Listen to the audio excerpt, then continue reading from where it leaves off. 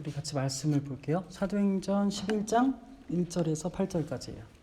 사도행전 14장 1절에서 7절. 우리가 있는 곳이 달라질 때가 있잖아요. 우리가 살고 있는 환경이나 상황이 달라질 때가 있잖아요. 뭐 예를 들어서 전학을 간다든지 직장이 바뀐다든지 이사를 한다든지 환경이 바뀔 때가 있어요. 그때 뭐부터 해요? 왜요? 새로운 환경에 없으니까 적응해야 되니까. 맞아요. 너무 정답인데. 아니, 맞아요.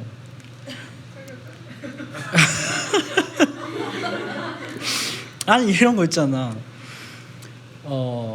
가장 먼저 내가 만약에 대만에 내가 살게 됐어요. 살게 됐을 때 뭐부터 하냐? 일자리 알아봐요. 맞아요. 이게 다, 자 봐요. 일자리와 언어, 이게 기준이 있는 거예요. 그거를 생각하는 기준이. 만약에 주변 사람들부터 본다, 그러면 거기서도 되게 세세하게 달라질 거예요.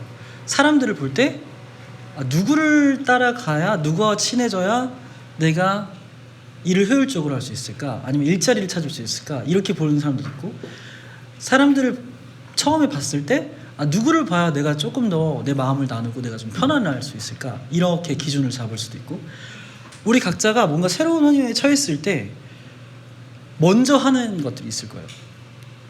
그게 뭔지 좀 이렇게 생각해보고 들어갔으면 좋겠어요.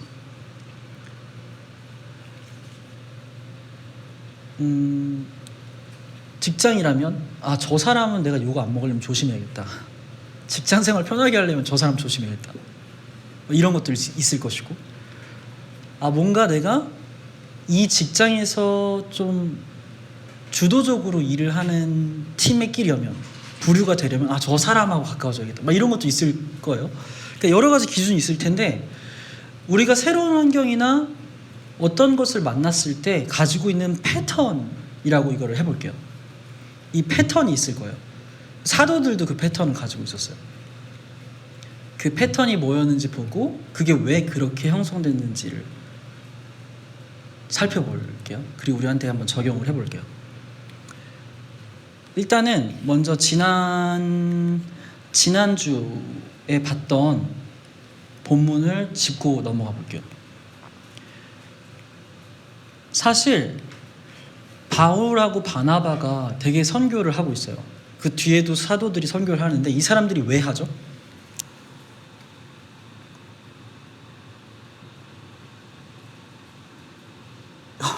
왜 할까? 네, 왜 그렇게 살까요? 맨날 제가 답을 가지고 맨날 질문해가지고, 예수님이 가르쳐 주신 대로 살기 위해서 그렇게 산다고 봐도 돼요. 예수님이 가르쳐 주신 대로 사는 거예요, 사실. 그래서 사도들이 자기들이 보기에 좋은 대로 산 게 아니에요. 교회 됐다라는 거는 내가 보기에 선교가 이렇게 해야 효율적일 것 같아, 물론 포함되겠죠. 우리가 어떤 선택의 기로에 있을 때 뭔가를 선택할 때 그게 포함이 될 거예요. 근데 하지만 그 사람들이 살아가는 방향과 원리에 있어서는 예수님이 가르쳐 주신 것을 따라서 살기 때문에 그런 모양이 나오는 거예요. 이거는 우리한테도 동일해요. 너 왜 그렇게 살아? 예수님이 이렇게 가르쳐 주셨으니까 그걸 지금 정해보면 이렇게 되는 것 같아. 이게 사실 우리 삶의 패턴이 돼야 돼요. 우리 행동의 원리가 돼야 되고. 그래서 지난주 본문에서 우리가 살짝 봤지만, 바울하고 바나바가 따랐던 가르침 중에 지난주에 볼 수 있었던 것은 마태복음 10장에서 알려준 거였어요. 예수님이 그걸 우리가 말할 합당한 자, 이제 개역개정에 합당한 자라고 번역된 그 개념이죠. 근데 예수님이 마태복음에서 가르쳐 주신 것을 보자면 이렇게 구성돼요. 우리가 CPC에서는 그리고 힐하우스에서 되게 반복적으로 다루는 거지만, 5장에서 7장을 보면, 마태복음 보면은 산으로 모여 제자들만 따로 모으셨죠. 그리고 제자들이 누군지를 알려주셨어요. 그게 산상수훈이죠. 그리고 거기에 가운데 주기도문이 있어요. 그래서 그 당시에 글을 쓸 때 가장 중요한 것을 가운데 쓰는 뭐라 그러죠? 용법? 문학적인 특징이 있었어요. 인클루지오라고 하는데 그것을 통해서 제자들의 정체성을 뚜렷하게 5장 7장에서 가르쳐줘요. 가르침이죠. 그 다음에 8장에서 9장에서 뭐 하냐면 예수님이 병 치유하시고 안진뱅이 고치시고 하나님 나라가 임했을 때 어떤 일이 일어나는지 보여주세요. 근데 그거는 병 치유되는 사람 좋으라고 하는 게 아니라 지금 선포되는 하나님의 복음이 구약에서부터 하나님이 말씀하셨던 거다라는 것을 증명하는 일이었어요. 하나님 나라가 임했다라는 걸 증명하기 위해서 그 기적들이 있었다는 거예요. 그 사람들의 신앙심이 좋다, 그들의 믿음이 높아서 기적이 일어났다, 이런 개념이 아니라 하나님의 말씀이 진짜 진리다, 이걸 확증하기 위해서 기적을 보여주셨죠. 그러니까 보여줌이 있어야 돼요. 그 다음에 10장에서 제자들을 보내시면서 말씀하신 게 합당한 자라는 개념이에요. 그리고 보내시죠. 그래서 항상 예수님의 제자화에는 가르침, 보여줌, 떠남이나 보냄이 있었던 거죠. 10장에 좀 주민을 해보면 제자들의 보내심을 말씀하실 때 하나님 나라 복음을 선포하고 그 안에서 합당한 자를 찾고 합당한 자를 찾으면 합당한 자에게 머물러라, 그 고를 떠날 때까지, 이렇게 말씀을 하시죠.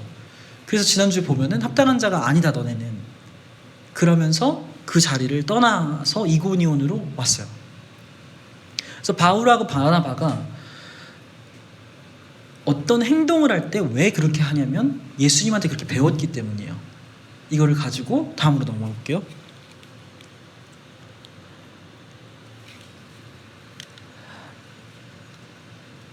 여기서 말하죠. 영원한 생명을 얻기 합당하지 못한 사람이다 라고 우리가 판단된다. 그래서 우리는 이제 이방 사람들에게 간다. 합당한 자를 찾고 있어요. 왜냐하면 우리가 뭇 민족의 빛, 여기는 여기 뭇 민족은 모든 민족을 말하는 거죠. 너네 유대인뿐만 아니라 모든 민족의 빛으로 삼았으니까 우리 너네 합당한 자 아니면 나 합당한 자 찾으러 갈게, 이거예요. 그래서 내가 땅끝까지 구원을 이루게 하려는 것이다. 예수님 믿는 사람들, 합당한 자들을 찾아서 하려는 게 그거예요. 그래서 합당한이란 것이 악시오스, 그리고 이게 NASB인가? NIV고 또 있어요. 그거로 따르면 worthy예요. 그래서 worthy person이라 그래요. 그래서 아까 합당하지 않은 unworthy, worthy 그렇게 번역이 됐어요. 그러니까 조금 직접적으로 말하자면은 복음을 들을 가치가 있는 사람과 없는 사람, 복음을 감당할 만한 사람, 이렇게 봐도 되는 거예요. 되게 냉정해요. 사실 예수님이 우리에게 맡겨주신 사명. 그리고 사도행전 그 합당한 자 끝에 보면 51절? 이게 아닐 텐데 15절일 것 같은데, 바울과 바나바는 그들의 발에 먼지를 떨어버리고 이고니온으로 갔다라고 말을 하는데, 마태복음 14장에 보면 누구든지 너희를 영접하지 않거나 너의 말을 듣지 않거나, 이거 예수님이 하신 말씀이죠. 그 집이나 그 고을을 떠날 때 너희 발에 묻은 먼지를 떨어버려라. 그러니까 바울하고 바나바가 하고 있는 게 정확하게 예수님이 가르쳐주신 것을 하고 있는 거예요.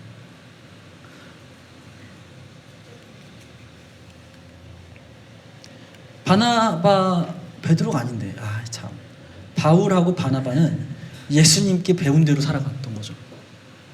그냥 본인들이 생각하는 좋은 선교를 한 게 아니에요. 그래서 여기서 예수님이 가르쳐주신 합당한 자 개념은 사실 사역을 위한 게 아니에요. 뭔가 교회 공동체를 만들기 위한 게 아니라 예수님을 믿는 사람의 삶의 스타일이에요. 이게 전제돼서 가야 돼요.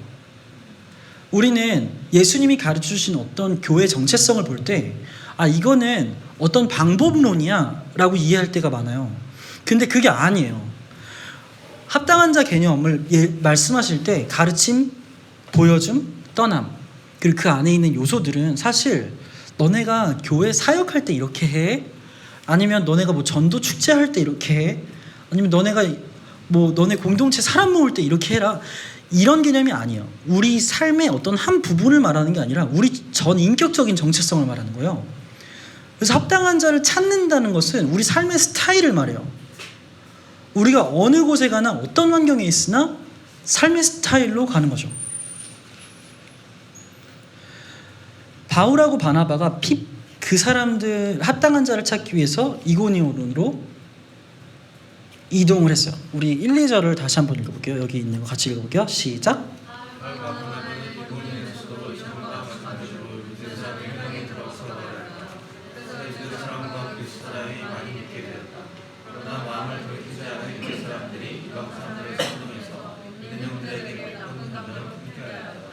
아멘.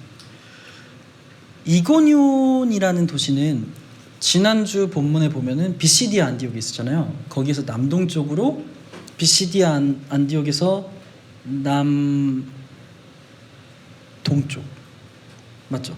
거기서 보기에 160km 정도래요. 그래서 이렇게 이동을 했어요. 그래서 여기가 어디냐면 지금 터키에 있는 코냐라는 도시래요. 그래서 코냐를 쳤더니 옛날 모습은 없고 이런 사진이 있었어요. 그래서 여기 되게 비옥한 땅이래요. 그래서 과수원도 많고 과일도 엄청 많았고 그런 땅이었대요. 관광도 많이 하더라고요. 코냐. 네, 아무튼 그래서 뭘 했죠?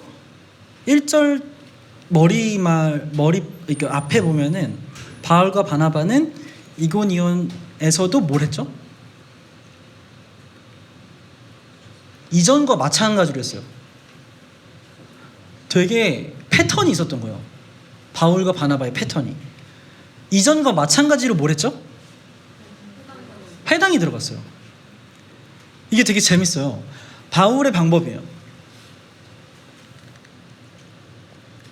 당시에는 유대인들이 10명 이상만 있으면 무조건 회당이 있어야 돼요.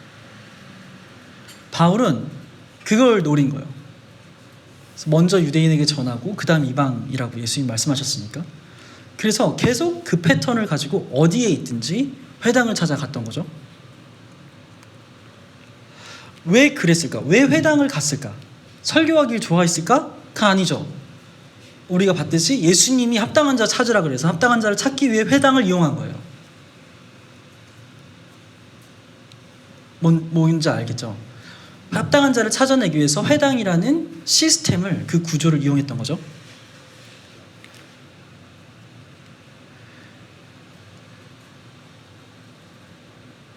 우리가 교회로 살아간다는 건 사실 예수님의 제자가 탄생한다 이렇게 말해요. 교회가 탄생한다. 우리가 계속 하는 말이잖아요. 근데 우리가 전환해야 될 것 중에 하나는 뭐냐면은 우리는 자꾸 제자를 만들어내는 거라고 생각해요. 내가 키우는 거라고 생각을 하는데 사실 예수님께서 하신 첫 번째 접근은, 물론 키우는 게 포함되겠죠. 근데 예수님이 하신 첫 번째 접근은 키우는 게 아니에요. 9장에서 예수님이 이제 하나님 나라가 임한 것이 무엇인지 보여주다가 결론에 이렇게 말을 해요. 예수님께서는 모든 도시와 마을을 두루 다니시면서 유대 사람의 여러 회당에서 가르치시며 하나님 나라의 복음을 선포하며 온갖 질병과 온갖 아픔을 고쳐주셨다. 그러니까 5장에서부터 9장까지를 요약한 거죠. 어떻게 보면 이 앞에가. 근데 그랬더니 예수께서 그 무리를 보셨더니 그들이 불쌍했어요. 왜 불쌍했냐? 그들이 마치 목자 없는 양같이 보였다는 거예요. 고생에 지쳐서 기운이 빠져 있었어요. 양이 목자가 없으면 살 수 없대요. 양을 저는 잘 모르지만 먹이를 찾기도 어렵고 방향을 찾을 수도 없고 뭔가 다른 동물들이 왔을 때 자신을 보호할 수가 없어요. 목자가 없으면. 그렇대요. 그러니까 그 무리들이, 예수님이 보는 그 사람들이 그렇게 보였다는 거예요. 그래서 예수님 뭐라 그러냐면은, 같이 읽어볼까요? 시작.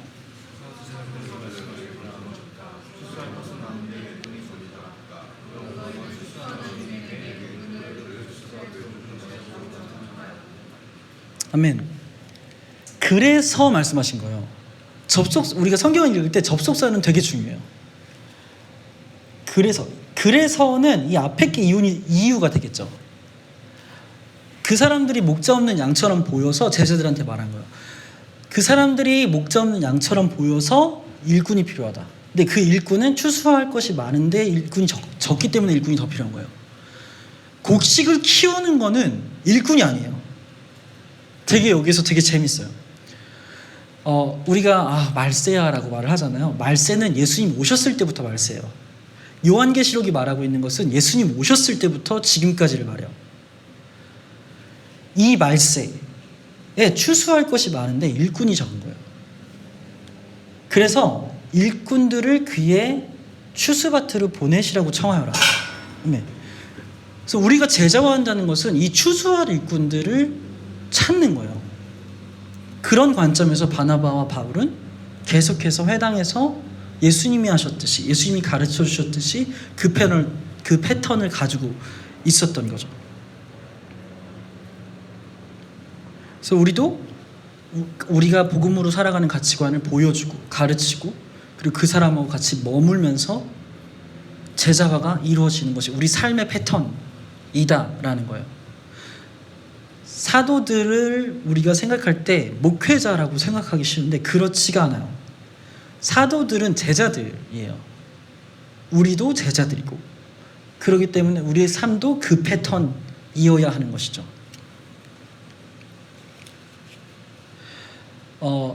우리가 계속 플랫폼 그래요. 근데 여기서 우리가 플랫폼이란 단어를 잠깐 말해보자면 회당 같은 거예요. 바울에게 있어서 플랫폼은 우리가 눌러 살려고 플랫폼에 가잖아요. 우리가 집으로 갈 때 들르는 게 플랫폼이에요. 플랫폼은 내가 가진 목적을 돕는데 그 목적이 있어요.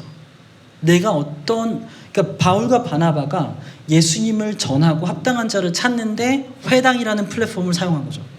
왜냐하면 당시에 디아스포라 유대인들이 그때 말하는 전국에 있었는데 10명 이상만 되면 무조건 회당이 있었단 말이에요. 그럼 그 사람들을 확인하기 위해서는 회당에 가는 게 가장 적합한 플랫폼이었던 거예요. 바울과 바나바가 가진 은사나 그들의 성향으로. 그러면 우리도 생각을 해봐야 되는 거예요. 우리가 어떤 플랫폼을 가져야 되냐. 지금 오늘날 우리가 살아가고 있는 요즘의 플랫폼이라는 단어가 굉장히 사업적으로 쓰여요. 왜냐하면 페이스북이 플랫폼을 깔았다. 그리고 유튜브도 플랫폼 시스템이다. 그리고 넷플릭스도 플랫폼이다. 이렇게 말을 하기 때문에 플랫폼을 되게 복잡하게 생각하게 되는데 원래 원리는 뭐냐면은 목적을 위해서 플랫폼을 까는 거예요. 그리고 이 플랫폼은 언제든지 바뀌죠. 내 목적에 따라서 플랫폼은 잠시 거쳐가는 곳일 뿐이에요. 그래서 사도들마다 그 사용했던 플랫폼이 달라요. 예수님이 가르쳐 주신 것을 살아내기 위해서 사용했던 플랫폼이. 우리가 가는 플랫폼을 개인적으로도 그렇고 어떻게 공동체적으로 그렇고 그렇게 접근이 되어야 되는 거죠.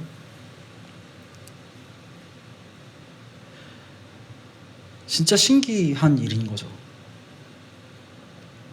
플랫폼은 요즘에 생긴 게 아니에요. 아주 오래전부터 있었던 거죠. 그 개념 자체는. 그래서 자꾸 베드로라고 썼네. 바울하고 바나바는 회당이라는 플랫폼을 사용했다라는 거예요. 그 예수님의 가르침으로 살아가는 데 있어서. 3절의 첫 번째 부분을 같이 읽어볼게요. 시작.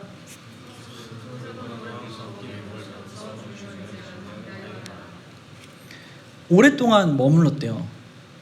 우리가 전문맥으로 바울과 바나바가 했던 패턴을 보면은 여기서 머무른 이유는 찾게 된 합당한 자들과 머물렀을 거예요.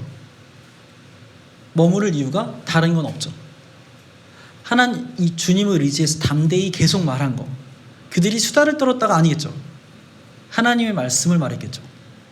합당한 자들과 함께. 그것 때문에 머물렀던 거예요. 또 베드로네요. 바울하고 바나바는 합당한 자와 함께 머물렀던 거예요. 그 뒤에 읽어볼게요. 시작. 주님께서는 그들의 손으로 표징과 놀라운 일을 행하게 하셔서 그들이 증거하는 내 말씀을 전하셨다. 이게 되게 재밌어요. 이 앞에 보면은 머무른 거하고 담대히 말한 거의 주어가 누구죠? 그쵸? 사도예요. 근데 표징과 놀라운 일을 행한 주어는 누굴까요? 주님이에요. 은혜의 말씀을 확증해 주신 것도 주님이에요. 이게 되게 재밌는 거예요. 우리는 우리의 믿음 가지고 기적을 행하려고 그래요. 사실 잘못 가면 내가 어떤 노력이나 하나님 앞에서 어떤 조건을 좀 갖춰서 하나님을 더 알고 하나님한테 기도를 많이 해서 기적을 일으키려고 해요. 근데 성경에서 말하는 표징이나 놀라운 일은 그런 관점이 절대 아니라는 거예요. 하나님이 하나님의 말씀이 진짜라는 것을 알려주기 위해서 표적과 놀라운 일을 행하신다는 거죠. 항상 우리가 기적이나 표징을 볼 때 이것이 예수 그리스도를 드러내느냐, 그리고 그 예수 그리스도를 드러낸다는 것은 뭐냐면 단순하게 내가 복 받았다, 세상에서도 말하는 그 복을 받았다라는 것을 말하는 게 아니죠. 하나님이 태초부터 어떻게 역사하셨고 지금까지 예수 그리스도를 우리에게 주신 것이 어떤 의미인지가 드러나는 것이 그 기적과 놀라운 일이어야만 해요. 그래서 어떤 기적이나 놀라운 일들을, 초자연적인 일들을 볼 때 만약에 내 개인적인 복으로 가져오면 그건 굉장히 위험한 일이에요. 나를 죽이는 게 아니라 교회를 죽여요. 그리고 혹여나 우리 안에 어떤 정말 교회됨이 아니라 정말 어떤 나중심적인 어떤 복이나 기적을 바라고 있다면 그것도 돌아봐야 되는 거죠. 그래서 표징하고 놀라운 일은 하나님의 말씀을 확증해요. 그리고 이 일은 우리가 하는 게 아니라 하나님이 하세요.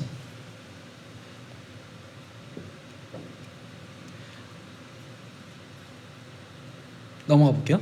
4절에서 7절을 같이, 4절에서 5절을 읽어볼게요. 시작.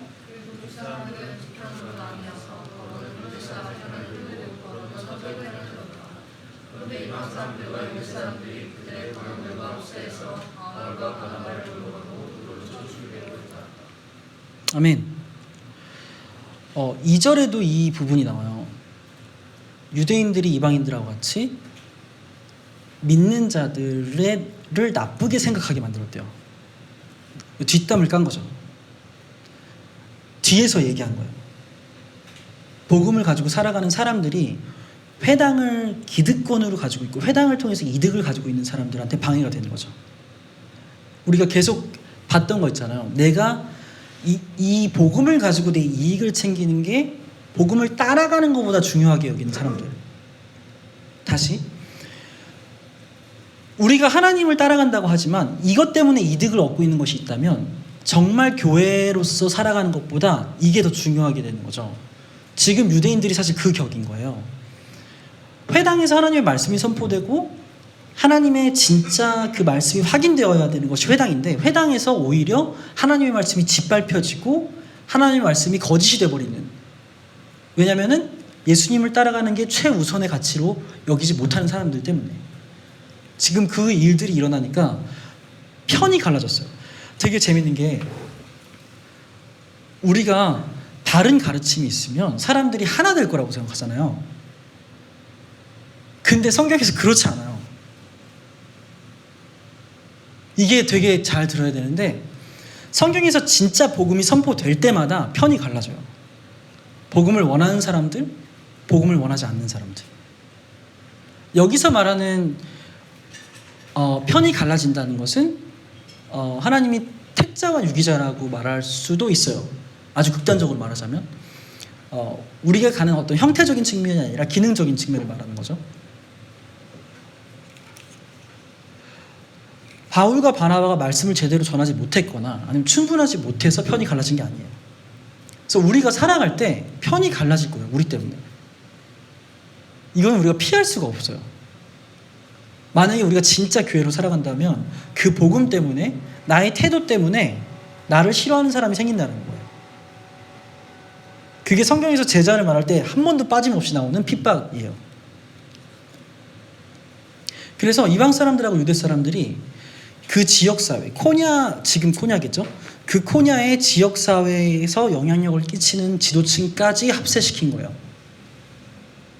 우리가 수도권에 있잖아요. 고양동이 수도권인가요? 네. 그렇겠죠? 안양도 수도권이겠죠? 아니야? 아무튼 우리 때문에 이 지역사회의 지도층이 우리를 싫어하게 됐다라고 생각하면은 어떻게 될지 상상을 해봐야 돼요. 취직도 안 될 것이고 묻히는 거예요. 그럼 우리는 이사 가겠죠? 우리 이 지역사회 지도층이 영향을 끼치지 못하는 곳으로 이사 갈 거예요. 근데 그런 거죠. 그러니까 하나님께서 하나님 나라의 복음을 전파하고 확장하실 때 핍박을 사용하셨어요. 이동하게 하셨죠.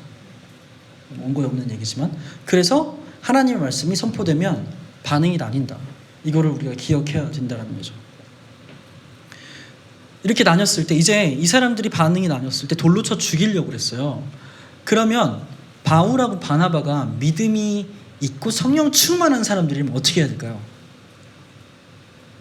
잘못 생각하면 우리는 죽어야지, 복음 때문에 죽어야지 라고 생각할 수도 있어요. 네, 그렇죠. 답을 계속 알려주고 있어요. 그래서 6절 7절 읽어볼게요. 시작.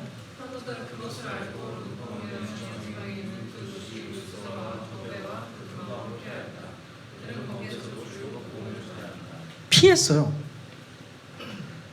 만약에 우리가 진짜 율법주의적으로 생각하면, 야, 거기서 죽어야 될 거 아니야 너, 이렇게 정죄할 수도 있는 것이요. 근데 바울과 바나바가 피했다라는 거예요. 죽음을. 이 우리가 교회로 살아간다는 거는 극단적이지 않아요. 되게 지혜로워야 돼요. 가서 죽자, 이거는 하나님을 굉장히 왜곡하는 거예요. 하나님이 우리한테 너 가 죽어 이러라고 구원을 주셨을까요? 이슬람들은 그렇게 하죠. 근데 우리 하나님은 그렇지 않아요. 물론 사도들은 다 순교당했어요. 근데 불나방처럼 불에 뛰어들어서 죽지 않았어요. 죽음을 통해서 자신의 죽음 자체가 복음을 드러내는 일이라면 기꺼이 죽었던 거죠. 근데 죽으려고 하지 않았어요. 이거를 종이 한 장 차이지만 잘 구분해야 돼요. 제 친구 중에 학부에서 지금 목사님이신데, 얘가 되게 건강하고 밝은 애예요. 근데 그날따라 밥도 못 먹고 완전히 진짜 얼굴이 누래져가지고 너무 힘들어하는 거야. 진짜 얘가 이 정도면 진짜 아픈 거야. 정말 다른 사람이면 정말 난리 날 정도로 아픈 거예요. 그래서 걔한테 물어봤죠. 야, 너 집에서 쉬지 왜 왔어? 그랬더니 엄마가 그랬다는 거야. 죽어도 학교 가서 죽으라고. 우리 하나님이 그런 분이 아니라, 물론 어머니가 죽으라고 학교 보내진 않으셨겠지만, 물론 교육 방침이 있으셨겠지만, 하나님이 우리를 교회로 살아가는 것을 오해하면 안 돼요. 이거를 어디서 볼 수 있냐면 예수님이 가르침에서 볼 수 있어요. 바울과 바나바는 그걸 알았기 때문에 피할 수 있는 거예요. 뭐냐면 마태복음 10장인데 13장이라고 썼어. 미안해요 여러분. 어저께 사실 축구 보려고 빨리 하다가 10장 16절이요. 합당한 자를 말하시고 바로 말씀하시는 게 이 문맥이요. 합당한 자를 찾아. 그리고 걔네가 받아들이지 않으면 너네 발에 먼지를 털어버려. 야, 봐봐. 내가 너희를 내보내는 게 마치 양을 이리떼로 보내는 것과 같아. 그 목자가 양을 이리떼한테 보내면은 목자의 마음은 어떨까요? 그렇죠? 이리를 사랑해서 양을 먹이로 주려고 보내는 게 아니잖아. 그래서 너희는 뱀과 같이 슬기로워야 돼. 개역개정엔 지혜롭고라고 써있지만 비둘기같이 순진해져야 돼. 너네가 계속 본질만 추구해야 되고, 너네 그 본질을 추구하기 위해서 전략을 가지고 너네 지혜롭게 살아야 돼. 지금 이 말을 하고 있는 거예요. 예수님이. 그래서 이걸 배운 바울과 바나바는 피한 거죠. 무지막지하게 그들한테 달려들지 않았던 거예요. 그래서 우리가 살아가는 방식에서 지혜가 필요해요. 지혜를 그 지혜를 주시는 아버지께 구해야 되겠죠. 우리 이거 10장을 잠깐 펴볼까요? 네, 마태복음 10장.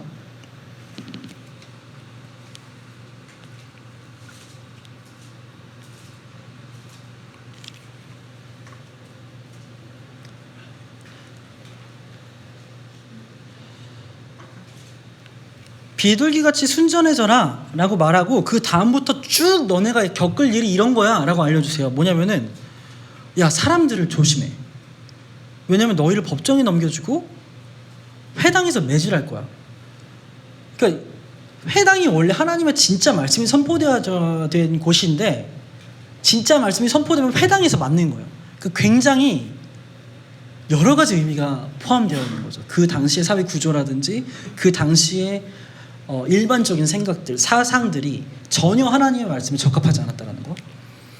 이렇게 쭉 핍박이 있어요. 엄청나게 있다가 이렇게 말을 해요. 25절을 같이 읽어볼게요. 찾으셨어요? 시작. 제자가 제 스승만큼 되고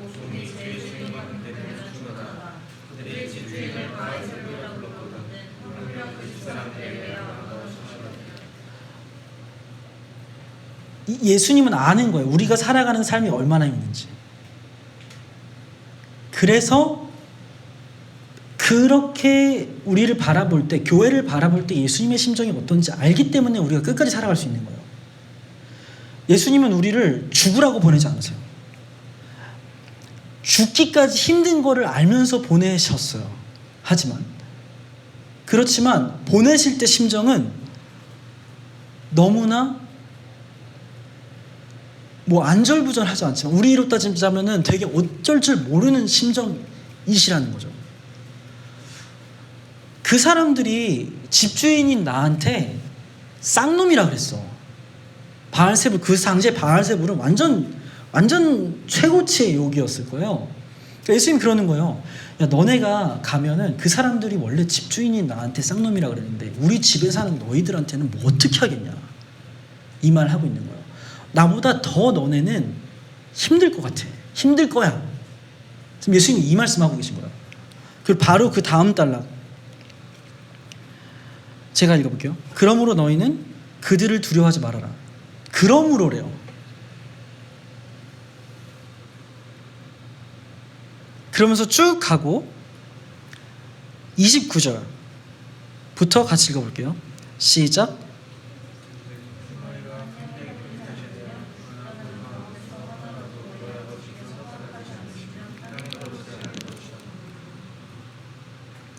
그 다음까지요. 아버지께서는 너희의 머리카락도 다 세워놓고 계신다. 그러니 두려워하지 말아라. 너희는 많은 참새보다 더 귀하다.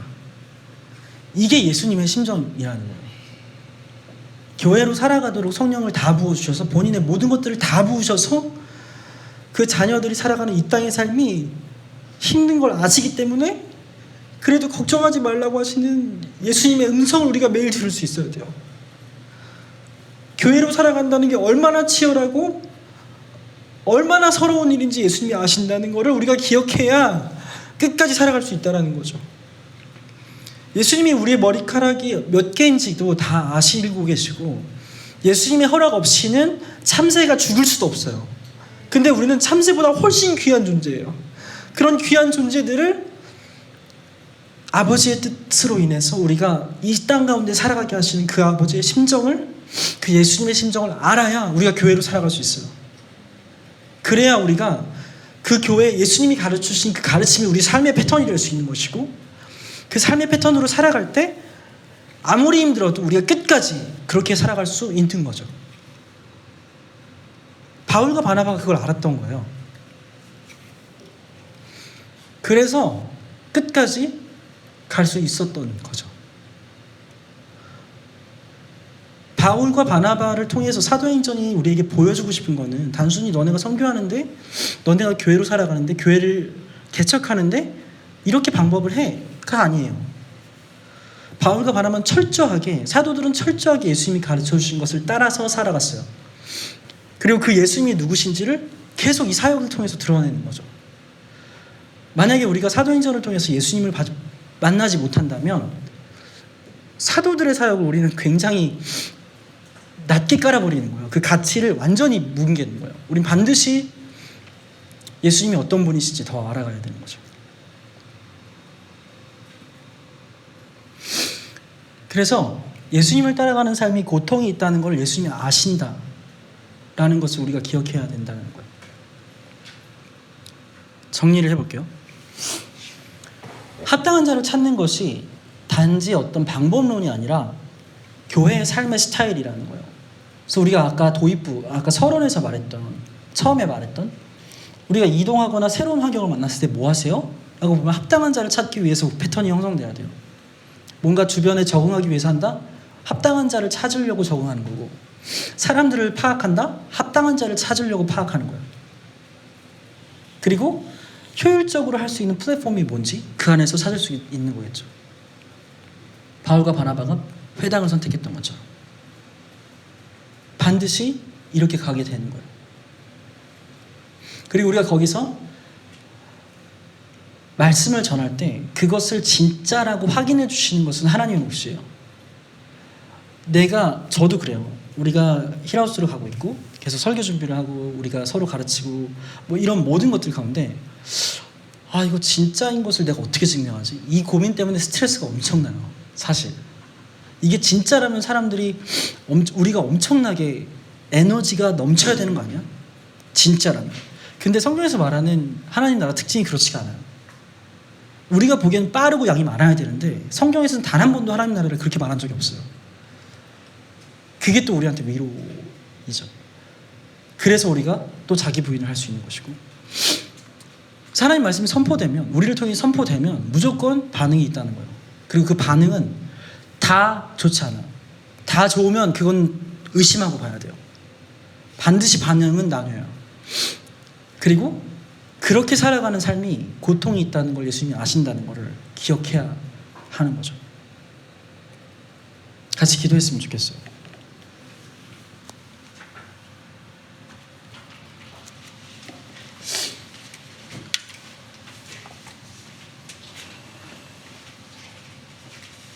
기도해 주실 때 사실 우리 각자가 있는 삶의 현장 가운데 하나님께서 허용하셨어요. 우리가 거기 있도록.